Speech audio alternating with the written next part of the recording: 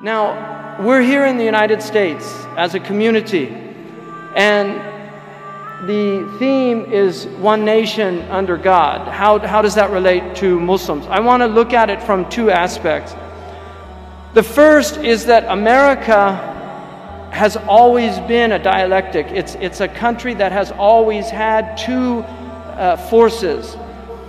A force that's reactionary and dark, and then a force that is progressive and light. And this is something that's consistent throughout American history.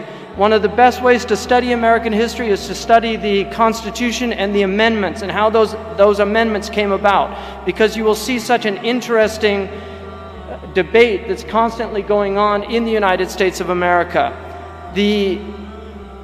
John Adams, when he was elected president, one of the first things that he did, a revolutionary, is he put into legislation this idea of aliens and sedition acts.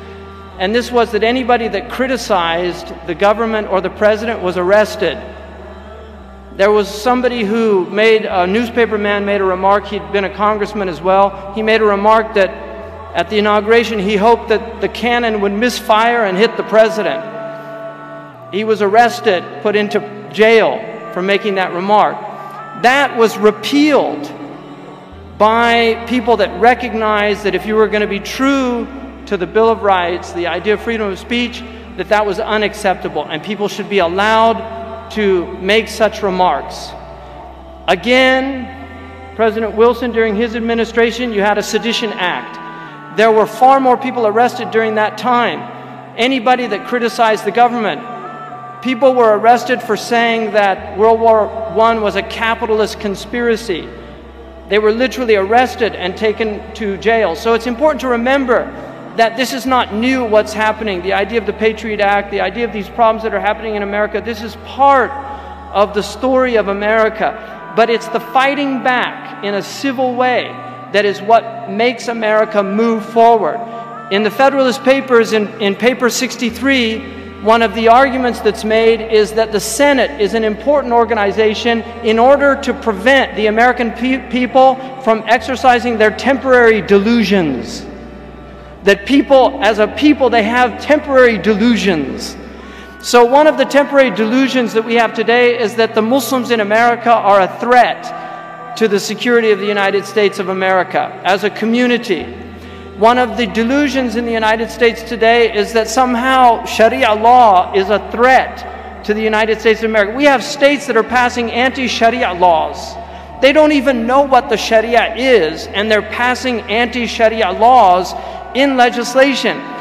$42 million has been spent, according to a study, on the Islamophobic literature and the films and all of these things that have been produced. $42 million. And this is what officially that we know about. There's a lot of money that we don't know about. So when we think of the United States, we have to think of ourselves as part of a story. The Muslims are part of a narrative, and we have been part of this narrative from the beginning. The Muslims were here from the very start. There's evidence that we were probably here before Columbus, and that's a debatable point. But we know that the Muslims have been here for over 500 years. There's ample historical evidence to prove that. We have cities in the United States that were named by Muslims. There are several cities in the United States that were named Medina. We have a city in Indiana that's called Muhammad, the city of Muhammad, Illinois. Muhammad, Illinois. We have a city in Indiana called Medina, and many of the graveyards have a hand with a finger pointing up, and they have Muslim names on this. And these are Turkish and Arabs that came to that city and founded that city and named it after Medina. We have a city that was first named Mecca, and then they changed it to Medina. So the Muslims have been here, and they have been part of this. We know in this city there was a beautiful Muslim that was painted by the great painter Peale, who also painted George Washington, Yaro Mahmoud. This man was noted for, he lived in Georgetown, he was a freed slave, he was a Fulani, he was brought to America as a slave, he was a Fulani, and he was noted for chanting his Islamic prayers while walking around Georgetown.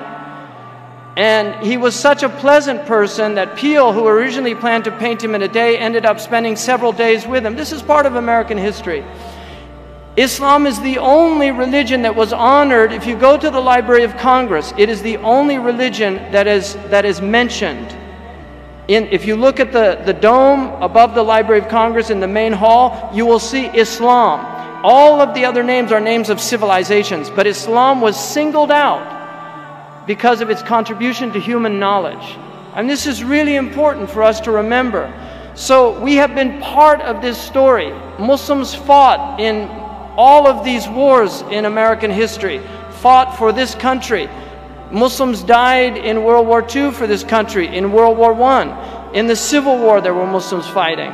So this idea somehow that we're alien is a completely unacceptable idea. The second thing I want to emphasize about it is that the Muslims, many of you are immigrants in the post-1965 Act of Immigration, which enabled people to come to this country from countries that traditionally it was very unusual. There were always people from these countries, and Jefferson actually mentions Mohammedans and Hindus as people that he wanted to feel safe living in America. So he mentioned this in his letters about his Virginia Act of Toleration. So it's very important to remember that America is a land of immigrants. There is ample evidence even that the original inhabitants of America, the Aboriginals, came from Asia over the Bering. And the Navajo people, their genetic disposition is identical to peoples in Mongolia. So everybody that has come to America has come as an immigrant, even the original inhabitants of the New World. So it's very important for us to remember that America is a story of immigrants, and that you are part of that story. Those of you who have come late are still part of that story, and you cannot see yourselves as somehow as foreigners.